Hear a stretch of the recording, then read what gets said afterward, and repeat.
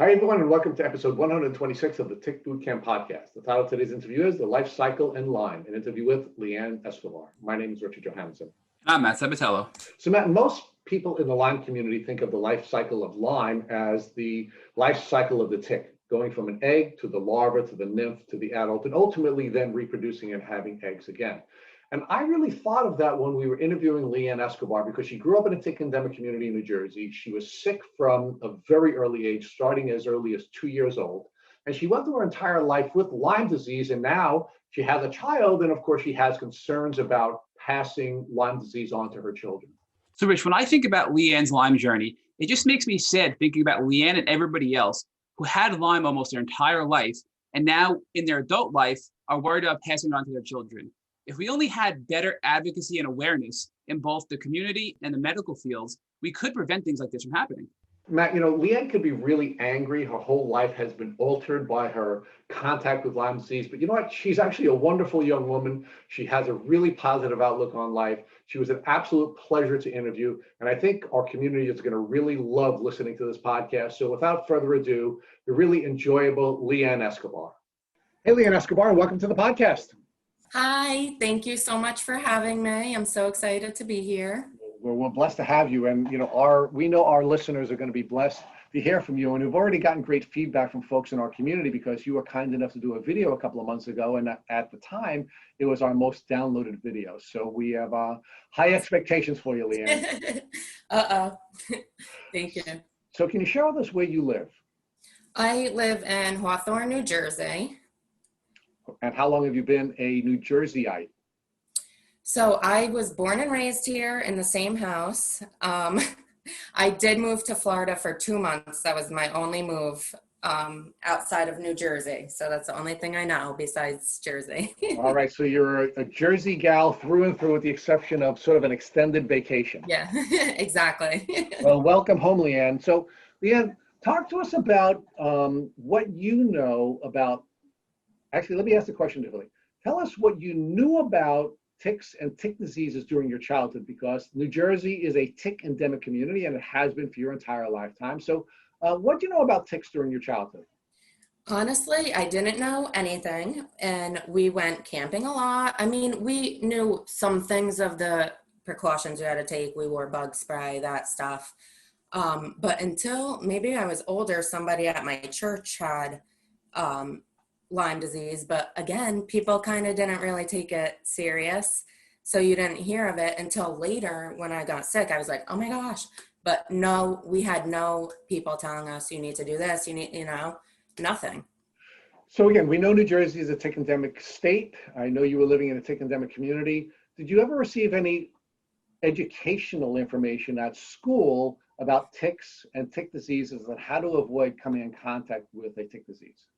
No, great question. I've never, even learned about other disease. I mean, besides sexual transmitted diseases, but like now you realize so many. No, I've never. Great question. Never learned about that. No. So now you said that you were a camper and your family were outdoorsy folks, right? So when you were getting ready to go camping, were you specifically focusing on ticks, or were you just using mosquito spray as your only vehicle protecting you from bug bites? Yeah, probably just mosquito light spray, nothing too serious. So now looking back, when do you believe you first started to show the symptoms of what you now know to be your tick disease?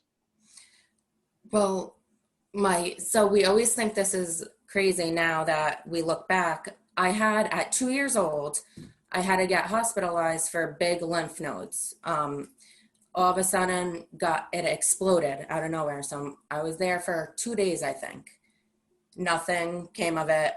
Go on to live my life. But then you see the question, like, well, why did that happen?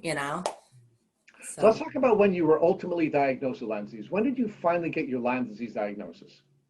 Finally, March 2000. I think it was last year, March last year, I got diagnosed. Okay, and how old are you, Leeann? I'm 30. So you've had probably about 28 years of symptoms before you were finally diagnosed with Lyme disease. Would that be a fair description?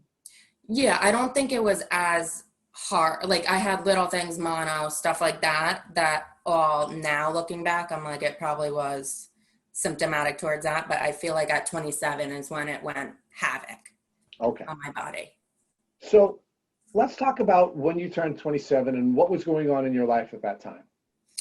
So let's go ahead. Sorry. Yeah. So what changed when you turned 27, at least with your health? So I was a busy hairdresser. I don't know if I should go there, but so I was a hairdressing and very, very busy, really not drinking coffee all day, not eating healthy, having like 2-minute break to go get pizza or a quick Chipotle fast food, in between clients. And so then all of a sudden I got really dizzy, had ear pain, feeling like I'm fluid. So I go there, they give me some medication. Okay, it goes away for a little bit, keeps coming back. Then it just kind of kept spiraling from there. I had really bad stomach and rib pain. And then that took me to a whole different spiral of things. They told me to stop eating gluten, dairy. I'm gonna have, it's probably a food sensitivity. So I really started getting this pain and I couldn't eat. So I lost 30 pounds. Oh, it was crazy. And then they ultrasound first. Then I think they didn't find anything. So I was like, okay, I'm fine, and then eventually one day I ended up in the hospital. They had no answers for me. So I don't even know where. Go ahead. So Leeann, I'd like to now let's talk about what was going on with your life generally at the age of 27. I understand you okay. now have 2 children, right? But at that time you only had Okay. 1 child. So let's paint the picture of your entire life, not just your professional life, but your Okay. entire life. What type of events were going on in your life as a parent? What type of events were going on in your social life? Give us the full picture of what Leeann's life was, not at 27, but before you turned 27, before your symptomology really took over. Yeah. So then I had a son at 2014. So we were doing great. I was well at that point. Then when my son was 2 years old, that's when we moved to Florida. And I had actually gotten a lot of mosquito bites there. So then we moved back and then I started really getting symptomatic to all these type of things. So moving forward, we were in Florida having fun, going on vacation. I'm married with a son. Everything's great. Socially, I'm with friends on weekends sometimes if I can go out. Me and my husband have date nights. We like to have a couple drinks socially, have dancing, lots of fun. So life was good. You were working as a hairdresser, and you had a very successful professional life. Right. You had a very rich personal life where you were married, you had a 2-year-old child, you had a nice social life, and then things started to change. So talk about how your symptoms began to develop and how that impacted your social, personal, and professional lives. Yeah, so I was always constantly busy on the go. So it hit me just randomly. It would feel like I had the flu. So I would just have fevers and run down. And then I'm like, okay. Then I started realizing I can't do certain things. Family parties I wasn't going to. And I was just like, I really don't feel good. I have to nap. People don't understand that you need a nap before you get diagnosed with things like this. So, well, most people at 28 aren't taking naps in the middle of a social engagement, right? Right. So then, I really don't talk to many of my friends, but I'm also a young mom. So it could have been that path too, not going out on weekends, stuff like that draws that away. So a lot of, even I feel like I'm completely different friends with people who I am now, just from growing in. So let's talk about that. As your Lyme symptoms, even though you don't know you have Lyme at that time, were developing, how were your friends reacting to your inability to be as social as you had been before? And what impact did that have on your friendships? So they would just like stop inviting me, and then they would just not even call to see, oh, do you want to go out for a breakfast or something, So I would say, we can go during the day, and they'd be like, just kind of brush it off. So then eventually anxiety, depression, that stuff kind of takes a toll too during that time. So I'm not really reaching out, talking to people. So then I'm feeling bad for myself that no one's, so just different life journeys, I guess, during that time. And so you're not feeling well physically, so that's having an Right. impact on your mental health. Right. And then you're not feeling well enough to socialize with your friends, so they stop having contact with you, and that becomes isolating, and that has a negative impact on your mental health. Talk to us about what was happening with you and your husband. How is your husband reacting to your illness, and how is he reacting to your inability to be the wife that you had been before you started to show your symptoms? Yes. So that is a great question too, because really he was used to me having so much fun, full of life. He would be the one napping. I would be the one like, come on, we have to go hiking. We got to do stuff, and that affected him. He was really, a victim too, I feel like, in this whole situation, because I wasn't, not to be TMI, but in bed and stuff like that, that just everything inside of me died. And I'm sleeping at 6 p.m. when I get home from work. But I took him actually to a conference. It was called Lyme Mind in New York City. I think that was last October. And he heard this young singer sing this song, tell his story. And that's when it was like, oh, everything you said, he said. And he's like, it just hit him. And then he started really helping out around the house, knowing that I need certain things, naps, and if I can't do the laundry, he goes food shopping. So that changed a lot too. Thank God he understood. But Leeann, before he understood that by going with you to the Lyme Mind conference, Right. was he resentful, and was he at times critical of you for not being the partner that you had been before? Yeah, he's a really nice guy, so he was never really resentful or anything.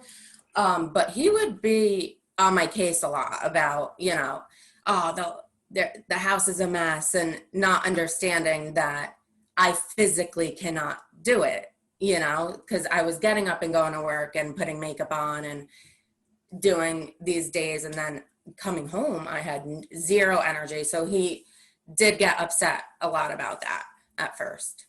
How about your extended family? Do you have contact with extended family, and how did they react to your inability to be as good a family member as you had been before? Oh, well, thank God for my mom, because she has always been my supporter, and she, no matter what, she was like, something's not right. You're my sister too. Just, everybody has been really good, because I was never the person to be a complainer and stuff like that. So I wasn't ever a hypochondriac where people would be like, ah, so they could see it with the weight loss and everything. I looked sick. To the normal person, I looked healthy and great. But to my family, when I lose all this weight and pale with no makeup on, they felt for me. They were on this journey with me. Like, we need to find help for you, thank goodness. So one of the things we hear from many of our guests is that when they're feeling terribly, but they don't necessarily look terribly, Right. or they don't look terrible, I apologize for the grammatical faux pas, that they hear, you don't look sick. Did you hear that from folks when you were describing to them how you were feeling? Yes. So once, I didn't tell anybody until I started, because I felt really crazy going to the doctor and them telling me that none of my symptoms had an answer. So then I just didn't even start telling anybody until I started going for MRIs and all that stuff, trying to find the problem of the pain in my stomach. Go ahead. Matt is going to talk to you about some of the specific doctors you saw and the way they helped you with your symptoms. But I'd like to talk to you about, again, how this is now developing. So you go from being this very healthy, very happy young woman. You have you sort of have the perfect life with your 2-year-old baby and your wonderful husband and your supportive family, and now you're getting sicker and you're getting sicker and you're getting sicker. So talk to us about how that's developing between when you were 27 and these symptoms started to develop and take control of your life, and then when you finally got your diagnosis. How did that develop? Okay, so yeah, so then my stomach was the first part. I went for a cat. Oh, I was actually seeing, so I got blood work done first when I started really getting like tired, all that stuff, tingling, whatever. They took blood work. It said my ANA counts were up, which were like an autoimmune signal. So I had went to a rheumatologist. So he was really seeing me at the time before I knew it was Lyme disease. He tested me for Lyme. I had a negative. So that was really not an option at that point, I felt. So then he sent me to get a CAT scan done because of my pain, my weight loss, everything. He thought I had lymphoma because it's very similar to what autoimmune diseases and whatever. So then from there, it did show something on my spleen, the pain that I was having. I had to get an MRI to see a closer look to what it is. So then he sent me to a lymphoma specialist. I had to sit in Hackensack at the cancer center. That was probably the most traumatizing part of this experience because I'm thinking I have cancer. And then, so they send me, they're like, you have to go through surgery. You have insanely enlarged spleen. We can't see what it is. It might be cancer. It might be, my blood work for cancer was fine, but they're like, it might be cancerous. It might be localized, get it out. So then that's where it kind of really unraveled. So then I had surgery for my splenectomy. The surgeon told my mom, because she was waiting for me in the room, he was like, that spleen was something I've never seen before. Go get it checked, like ASAP. Her appointment needs to be, So then they had, then I went to my appointment. She goes, well, it's not cancer, thankfully, but they had no clue what it was. They had chair meetings. She's like, this is so interesting. I have never seen this before in my life. I'm sorry, I don't know, or I'm going to have a meeting about it. So boom, still nothing. I went back to work as if nothing were to happen. So then that's when I really started feeling very sick again. After, say, a month, my symptoms were getting worse. I wasn't catching up on sleep and tingling, joint pain, everything was terrible.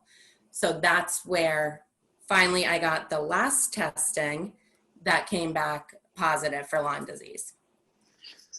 So Leeann, what I find very interesting is that you went to a rheumatologist and you had high ANA levels in your blood, which are the autoimmune indicators, but yet even after a negative Lyme test, your rheumatologist never said or thought, well, these Lyme tests aren't great. There's still a strong possibility you can have Lyme disease. Was that discussion ever had between you and your rheumatologist? Never. He actually said the first test, he was like, oh, it's like barely positive. We're going to do it again. And then I retested and it was full negative. I didn't even think of it. And he just shipped me off. And now, of course, you described all your symptoms to the rheumatologist, which were classic Lyme symptoms, correct? Correct. So now, moving forward now, you finally mentioned that you had your spleen removed and then you continued to get sick. And then you had another Lyme test that came back positive. So what made you keep testing for Lyme disease? Was it you pushing for this Lyme test? Was it your rheumatologist just sort of grasping at straws because he couldn't figure out what was wrong? What kind of led you down that path of keep getting that test over and over and over again? Well, finally, actually, my dad, so I was a hairdresser sick. My dad went to get his haircut at his old friend from high school. He's like, she sounds a lot like she's going through what my sister had, Lyme disease. So we kind of all talked about it and we're like, what the heck? I keep getting tested.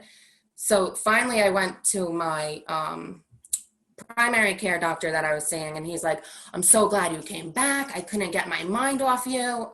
I don't know what is going on. And so I was like, I'm sick. I need a solution. Please help me. And he did the test again for Lyme, and he called me in and he's like, you're positive. And I'm like, thank God. Now, Leeann, were these standard blood tests that you go to like your Quest or your LabCorp or your local lab to get done that they were issuing for you? No, they were at the office, but I guess they send them to like LabCorp and Quest. Yes. And now at this point, you finally get your diagnosis, and I guess it's your primary care physician who tells you you have Lyme disease. What are your next steps? How do you feel? I guess I should ask first. What was your reaction when you got the diagnosis? I was relieved. I was like, I finally have a diagnosis. I am not crazy. People made me think that I was panicking and depressed, which I was, but it's because I'm sick. So I was like relieved, you know? Right. And we do know that depression and panic and anxiety are actually symptoms of Lyme disease. So it sort of makes sense looking back. Now, before you got diagnosed, was there anything that you did that helped alleviate your symptoms despite not having a proper diagnosis? So actually my friend, because I had the ANI accounts, my friend, has been struggling with lupus at the time. So me and her were really close at that time because we were talking about illnesses.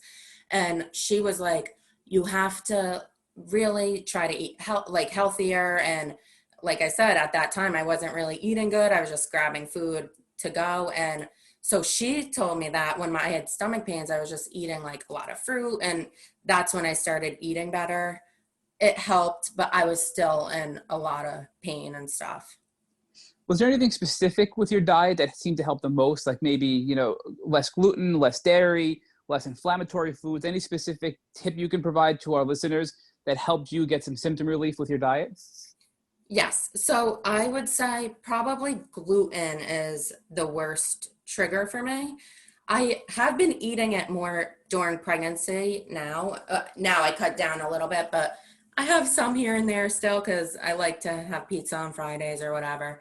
But mostly, and that's the thing, if you eat a slice of pizza, don't think it's a bad life and you have to eat that all the time now. Have a slice of pizza and then go back to your main superfoods. That has helped me, so much more than like the greens and all that fun stuff. So Leeann, now going back to your diagnosis with your primary care physician, when they did the blood work at your doctor, did they just test for Lyme disease, or did they do a full tick-borne disease panel to look for other co-infections as well? No, they did not know anything about co-infections. It was just the Lyme disease, like the Western blot, I think. So with your primary care physician and your rheumatologist, all the Lyme tests you did were just for Lyme disease and not any co-infections?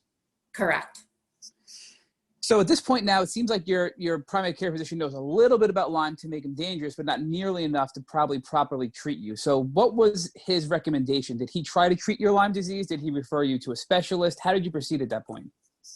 No, it was actually upsetting because he's like, okay, you have a Lyme disease diagnosis, but I really don't know what you have to do from here. So I was lost at that point. He's like, I have heard of people treating with IV and stuff. And I'm like, so I had really done a lot of research at that point. Once that happened. And Leeann, this was just maybe over a year ago that you got diagnosed. So it's only been about a year, maybe a year and 2 months since your diagnosis, correct? Correct. Yes. So now talk to us more about your research, because your doctor basically said you have Lyme disease. I really don't know how to treat you. Some people use IVs. I don't really know, which is kind of crazy to think that a doctor would even tell you something like that. So now you probably hit to Dr. Google, right? And start to research Lyme disease and find proper treatment and doctor. So walk us through what that experience was like, going to Google and starting to research Lyme disease and reading all these crazy things you're probably finding on Google. Oh man. Yeah, it was really, intense at first, because then I have all these doctors that I'm looking up and I'm like, I have no idea where to start. But luckily for me, so I did the searches, a couple doctors came up, then I found, so then my client, actually, once I came out with my diagnosis, because I wasn't telling anybody I got diagnosed. I was telling everybody just in case, not everybody, but like people at work. I knew I was going to have to go through some type of thing to help me. So my client was like, I had Lyme disease for 8 years.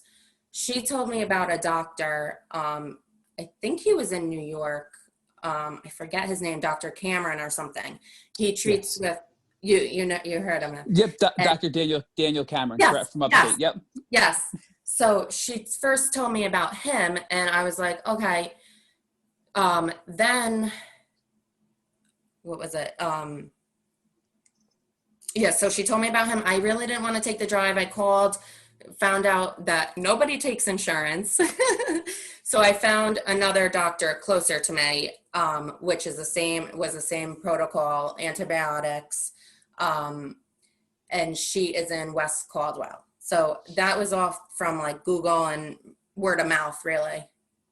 So I want to learn more about what it was like from that Googling experience, because I could tell you when I was really sick and got diagnosed, I went to Google and it just caused extreme anxiety and fear and just the feelings of depression, because it became so overwhelming to read these horror stories of people with chronic Lyme that are 20, 30 years in and never got symptom relief.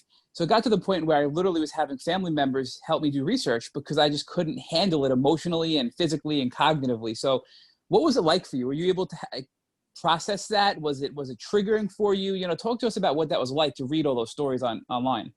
Honestly, I don't know if it was triggering for me. I think because I had heard people's positive stories, like my actually client from 8 years of her struggling, she was in full remission and she hasn't had any symptoms after going to a doctor like that. So I was like, I actually had hope after that moment, if that makes sense. Sure. So now this doctor in West Caldwell, New Jersey that you found this doctor just by researching and coming across good reviews on the internet? Yes, that's when I found her. And then all the reviews were like, I had no idea what was going on with me. And she's actually a rheumatologist, but now she only studies like the Lyme disease and co-infections. So for me, since my ANA counts were up, I was like, okay, let me go see what she has to say, because she's labeled a rheumatologist. Maybe she'll know both hands, you know? So now, Leeann, you saw what I'll call a normal or traditional rheumatologist who couldn't even properly diagnose you. And now you're seeing a Lyme literate rheumatologist. So talk to us about the differences between your office visit with your rheumatologist and your primary care physician versus now your office visit with this Lyme literate rheumatologist that you found online. Oh my gosh, such a difference. It's really scary that people, and doctors are great. We obviously need them. They know notebook, textbook symptoms and stuff like that, that I just felt, why does no one know anything? And then the moment I had a meeting with Dr. Fine, it was like a 2-hour visit compared to a 15-minute visit of just showing you out, hearing you, kind of caring, but not really. Their next appointment's in 15 minutes. You're just like, well, I'm going to do 15 more vials of blood work now for you. And it's like, well, the last 15 vials didn't show anything. So why are, where Dr. Fine really said, because some of my, I didn't get a positive reading, I don't think, from Bartonella when she tested me, but she's like, we're going to go on your symptoms first before I even look at the blood work. So she wanted to hear from us how we're feeling, how we're, which I thought was like the major difference, because instead of them being like, well, your blood work doesn't fit, she's like, I know that the blood work isn't accurate. The blood work helps because then we know for sure. But so it was just such a better experience. That's why I still see her to this day. And that must have been so frustrating to hear that this Lyme literate rheumatologist was actually going to treat you clinically, even though you didn't have a positive blood test, because the blood work is just not very accurate. But your other doctors failed to recognize that or inform you about that, and you could have been on treatment much earlier. So you must have been very frustrated at this point to realize that all of the guidance you were given prior to this was really not the best guidance to treat your illness.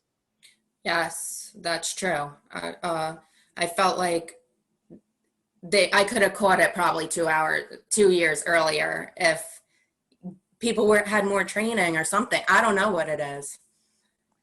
And now talk to us about your husband at this point. So How was this? What was this like for him? You mentioned that there were some, problems, or I shouldn't say problems, but differences in your relationship when you got sick. Was he coming with you to all your appointments? Was he helping you do your research? Was he helping support you so you can get proper treatment? For research, not really. He didn't really pick up books. I have like some books that I ordered as well. He didn't do any of that stuff. He came to the appointments. He was definitely all ears when it came to listening to the doctor, and that's too when it hit him that this is real. After talking to the Lyme literate doctor as well. The one assistant, I think, is my age too, our age, like 30ish, and he just said, like, this is no joke. So hearing all that, it was definitely helpful. But he was right by my side, got like seeing everything. It's new to him too. He didn't know, he's like, this is all new to me. I'm not, I'm here to learn too. So, Leeann, it took you about 2 years to get diagnosed. So do you think that at some point your husband really doubted if you were really sick because all of your doctors were dismissing you and couldn't find anything wrong? I mean, I think so. I think he definitely was like, what is going on? It's always something, at that time, definitely. And now this Lyme literate doctor that you found, this rheumatologist, validated your illness with your husband likely. And it sounds like that really got him on board to realize there's a real physical illness here that my wife is experiencing and she needs help. And do you think that him not having that validation from your earlier doctors could have also prolonged your diagnosis because maybe there was that doubt of, well, is she really sick, and pushing to get you proper treatment? Yeah, absolutely. I feel like most of the people, like, I do remember someone said to him, I forget who exactly it was, like, do you even think she's sick? I mean, come on, and he told me, but he was like, that upset me too, because like he was actually on my side about it. So I'm kind of happy that whoever said it, because he was like, yeah, she's sick. I don't see her having fun anymore. And she's on the couch, can't even get through the day. So I think that's when too he really started like, okay, she doesn't want to have fun. Who doesn't want to have fun, So now let's also talk about the treatment protocol that you were given by this Lyme literate doctor. So now, once you had this office visit with him, what was your immediate course of action to start treating the Lyme disease? Yeah, so actually when I had the appointment with her and I got diagnosed, right away, they were like, Monday, you're going to start IV treatment. It was a very overwhelming. I actually forgot about that. It was an extremely overwhelming day because it was a lot of information that I never would have expected from my visit. They gave me a packet of like, okay, this is the supplements you should be taking, probiotics you should be taking, all this stuff that is going to help me to get from A to Z, and I was just so overwhelmed. I called them that Monday or something. And my sister's wedding was actually 2 weeks after that. And they told me, you're gonna have really bad symptoms. And I'm like, oh. So I actually waited the 2 weeks and then I started like hardcore after that.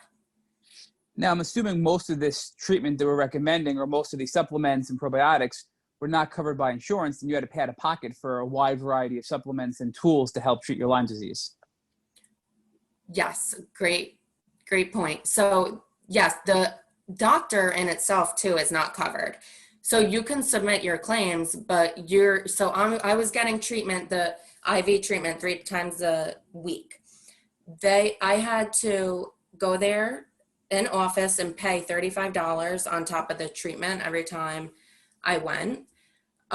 So after a while, they would write a script once like if you're not going to have reactions to it, they'll write you a script, but that you can get at your pharmacy, that isn't even covered. So it was like, I think $360 for 3 weeks worth of antibiotic treatment, which is also, it ran us up a lot of debt for sure. Now, you're referring to the IV antibiotics, correct? Yes. How long were you on these IV antibiotics for? So you started them right after your sister's wedding, it sounds like. Yes. And how long were you on these antibiotics for? I did So that was for 6 months strong of, and then orally, we would do a lot of stuff. It was a lot on my stomach and body. I don't even remember. We started with Doxy, then switched a bunch because it wasn't working. My symptom, and you have to switch every so often. And then the Bartonella's stubborn. So I had to be on antibiotics for that. And that was just a lot to deal with, and a lot of money. So six And months. now all of these oral antibiotics and oral drugs you were taking were in parallel or at the same time as the IV Rocephin you were taking for IV antibiotics, correct? Correct. So walk us through, I mean, this is a lot of medication to start taking all at once. And now you're taking IV antibiotics and a whole bunch of oral antibiotics and supplements. Day one, what did you feel like? Did you crash? Did you feel a little bit better? Or did you feel the same? Walk us through how you felt physically when you first started treatment. Okay. Yeah. So day one, they start like, say, half the dose or whatever. So I was okay. Then I want to say like 2 or 3 days later, I really crashed. It was rough. I probably was in bed for like 24 hours, maybe not 24 hours, like 15 hours or something, just because it hit me very hard. Now, were you doing anything aside from the antibiotics to help sort of, rebuild your body? The antibiotics can be really harsh on your gut and kill, good bacteria in addition to bad bacteria. So was this doctor also helping sort of keep your body healthy while doing this attack mode with the antibiotics? Yeah, so she gave me like a whole diet plan and stuff like that, and like the probiotics and stuff, and then Epsom salt baths, all that.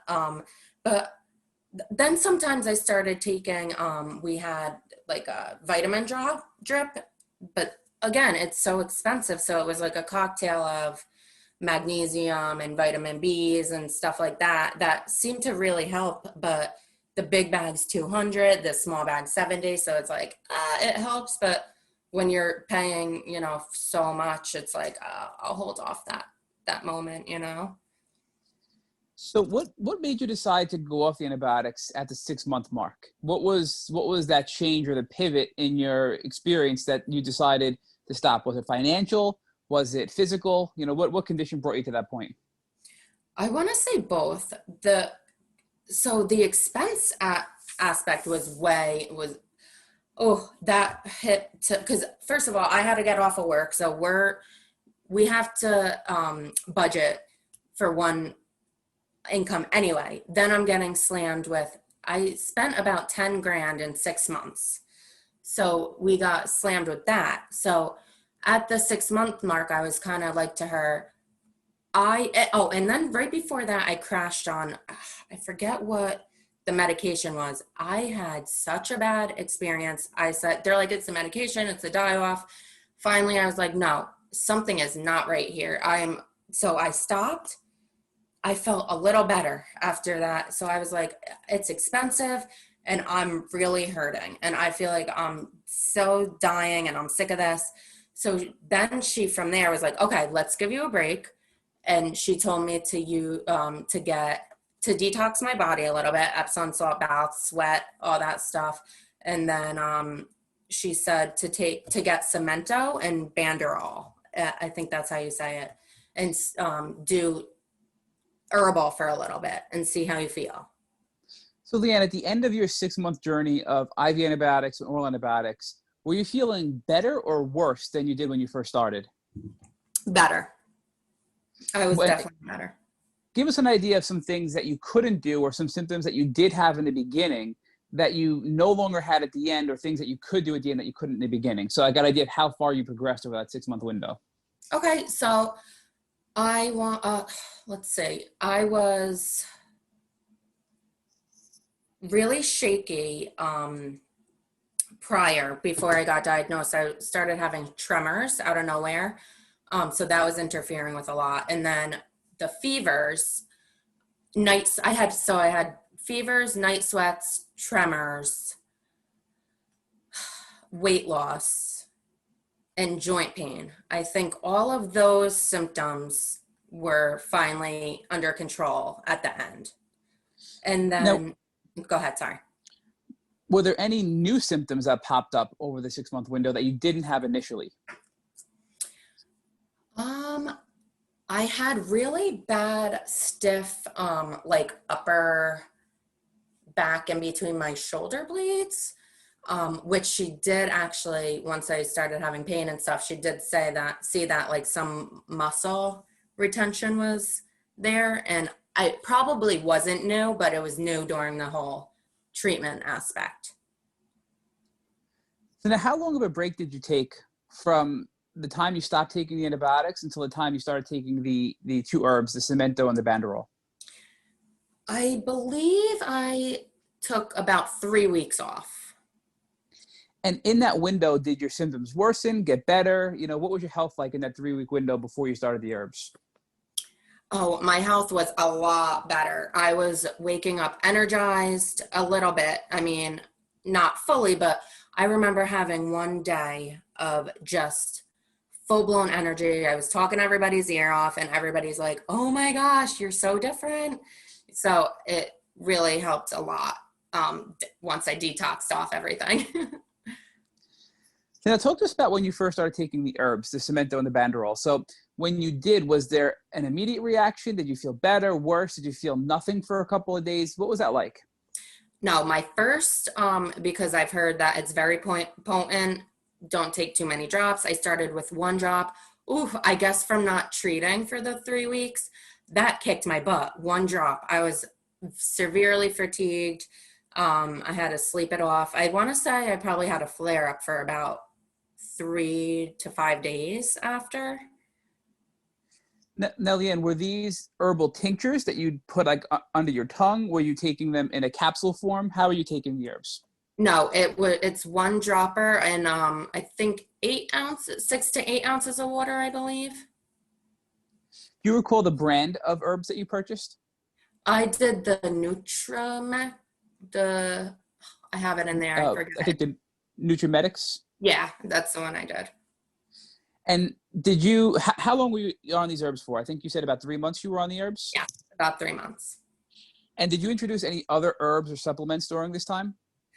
Yes, I did, because with the night sweats and the fevers and stuff, she wasn't sure if I was having like babesia and stuff. It sounded like babesia at the time, but now I don't think it's really peeping in. But she did tell me to get artemisinin. I don't know if I'm definitely not saying it right. I can't pronounce it either, don't worry. Artemisinin or something like that for malaria, actually. I took 1 pill of that and that knocked me completely off my butt. But then I got pregnant after that. Now, do you feel that the 3-month period of these herbs further helped you heal? So the antibiotics kind of gave you that kickstart, and now the herbs sort of helped kind of continue to kill off the bacteria and rebuild your system. Do you think this is all a cumulative effect to restore your health? Or do you think that the herbs maybe weren't the best thing to do at that time? No, I think that it really helped to kind of jumpstart and keep me at a nice level. The Cemento herb, I have to say, I love it. I still take it randomly. I don't really as much now during pregnancy, and but at the end of my pregnancy, I started taking it because it helps fight inflammation, and I love it. I'm definitely glad I did the herbal treatment.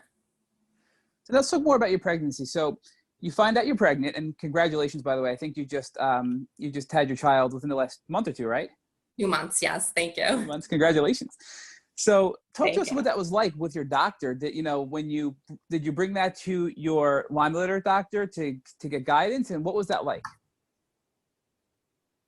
Oh yes. That was scary. I remember being like shaking when I had my appointment with her because I just really was so concerned about the baby, which we weren't planning this. So I was just like, I don't know what to do. I called ahead of time, but they didn't say much. They're like, come in, whatever. So I talked to her and she was like, no, I should have a Lyme board for all the successful Lyme babies that I've had and treated. And so then we kind of asked do we treat during pregnancy? But since I was off antibiotics, I was like, I really didn't want to. She didn't think I needed to, thankfully. So that's that I saw her in the beginning, but I had a rough first trimester. So I was happy we just didn't treat at that point. So you stopped the herbs at that point? Yes. Oh, she was like, I don't trust the herbs enough. Definitely stop the herbs. But I know I've heard on on social media and stuff, some people have taken herbs. So definitely controversial. And at this point, were you doing anything to help your body? Were you still detoxing, taking Epsom salt baths? Were you taking any sort of vitamins or anything to help your body while you were pregnant? Yeah, so I was definitely I started with Epsom the foot soaks, just for like the first trimester. That helped. Then I started taking baths, to kind of not severely sweat it out, but just to kind of keep any toxins from coming in or anything. What else? I also just ate good. I would say I need one smoothie a day of kale, apples, stuff like that, and eating apples and stuff in between that. The diet for me, and I learned during pregnancy, is key. So Leeann, talk to us about what your thoughts are about congenital Lyme. And did you discuss this with your doctors? Did you research it? And, what came into your mind at this point? You found out you're pregnant, you're in the throes and still, struggling and treating Lyme. Were you worried about passing Lyme on to your child at birth? Oh yeah, that was a worry from day one when I found out. So since my Lyme literate doctor did feel strongly that since we did a heavy duty antibiotic protocol and then the herbal, that she's like, even though you're symptomatic, I don't think it's strong enough to give to the baby at this point, since it's not a fresh diagnosis. Do you feel that your pregnancy was harder because you were still symptomatic from Lyme disease and it just amplified your symptoms of Lyme? Yeah, surprisingly, some of it was like, okay, I was able to have a little bit energy, but some days it was just very fatigued. And pregnancy for me was rough anyway. I don't know if it was a pregnancy thing, because a lot of the Lyme moms that I've reached out to and talked to on Facebook groups and stuff, their symptoms are completely gone and they feel great. I didn't really have that. So everybody's different, I guess. Now, in the past 2 months since you've given birth, have you started any kind of treatment again, or are you planning to in the near future? Or are you just going to try to, make that decision at some point down the road? Well, yeah, I'm always back and forth with it. My Lyme literate doctor does want to treat again, just so I don't go into regression. I'm doing such a good job kind of naturally healing. I have actually medical mediums cleanse to heal now that I'm studying, because I'm like, if I don't have to go on antibiotics, I really don't want to. I also don't want to regress, because she said she's seen people regress. So right now my head's kind of in the middle at the moment. So I know from your Instagram that you've used some Young Living products and essential oils to help you throughout your pregnancy and also help you with energy, like I'm going to butcher the name, but I think it's Ninja X, that drink, and also using some essential oils in your Epsom salt baths as well. I've seen that you've used from your Instagram. So talk to us, I guess, first about how you've used essential oils with your Epsom salt baths to help you and how they helped you. Yeah, so I love the salt baths. It really, at night I'll have lavender, kind of relax me. It eases you if I'm having anxiety.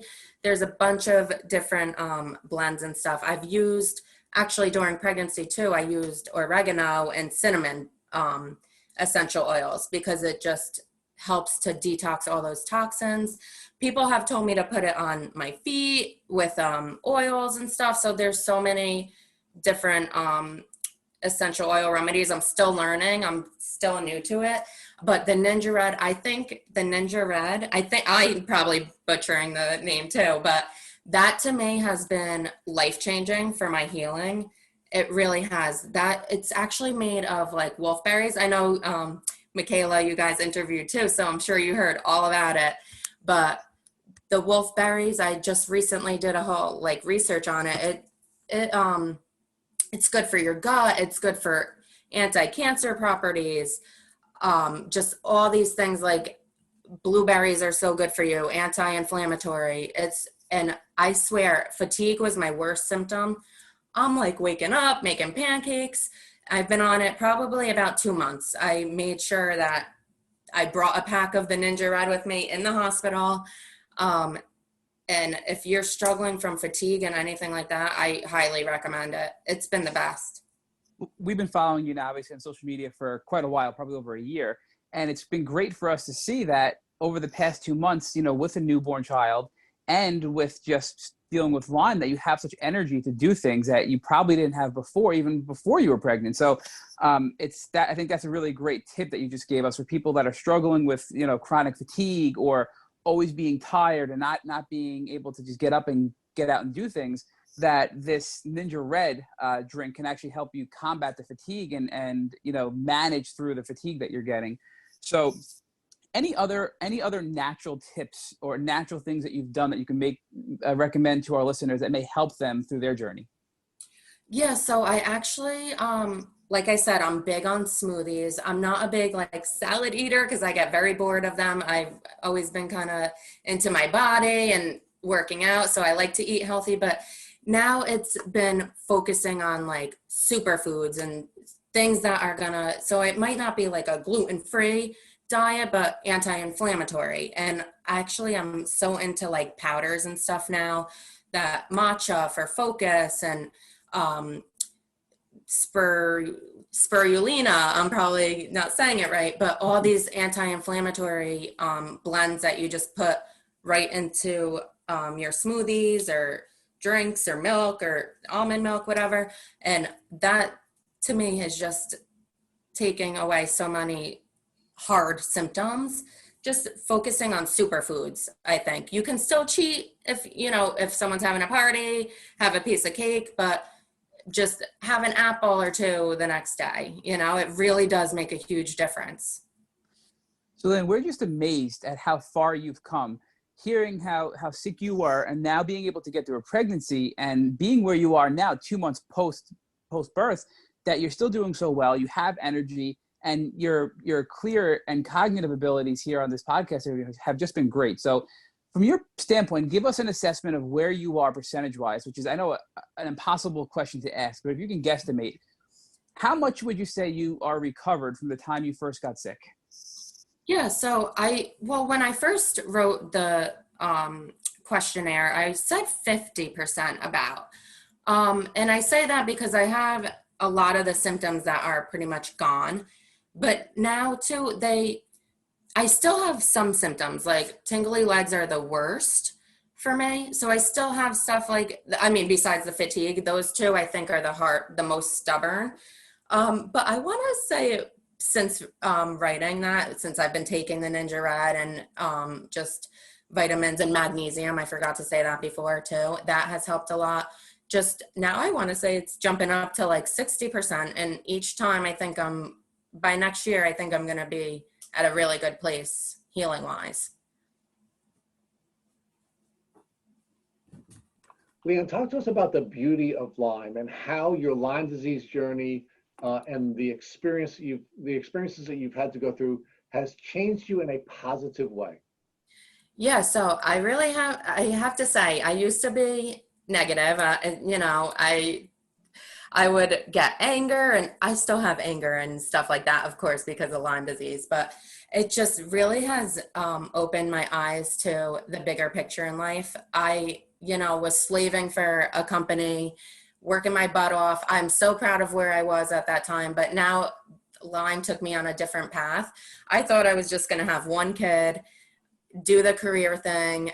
We were going to, have a different life. And now I get blessed with a baby that I did not plan for. So now I'm doing the mom life. I'm just experiencing so much love. It goes so fast that I'm so happy that if I didn't have Lyme, I wouldn't be experiencing staying home with the kids right now, and all that fun stuff. So Well, let's talk about the other things that you've done, because you've done a great deal of outreach to the Lyme community, both with your Instagram page. You actually were kind enough to do our most downloaded video for our page. And now you're reaching out and doing things like taking time away from your 2-month-old baby to do an interview on a podcast so that you can share your experience with folks. Tell us about that portion of your journey and how you went from being essentially a homebody to being someone who's now reaching out and becoming a leader in the Lyme community. well, thank you so much for calling me a leader in the Lyme community. Yeah, so I really just, when I first got diagnosed, I didn't know what to even do or how to start. And social media has really helped me so much in my journey. The community is great. So many people are so willing to help everybody that I wanted to be one of those people.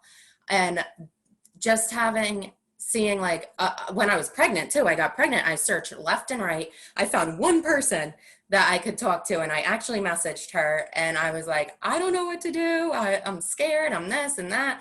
So I've gotten so many messages from the stuff that I posted, and it's just, that's what it's all about. I'm so happy to help people. I don't want someone to go down that crazy path of searching for 2 years or being afraid of getting pregnant and having a family if that's what you've dreamed of. It's possible, mindset and diet, definitely key.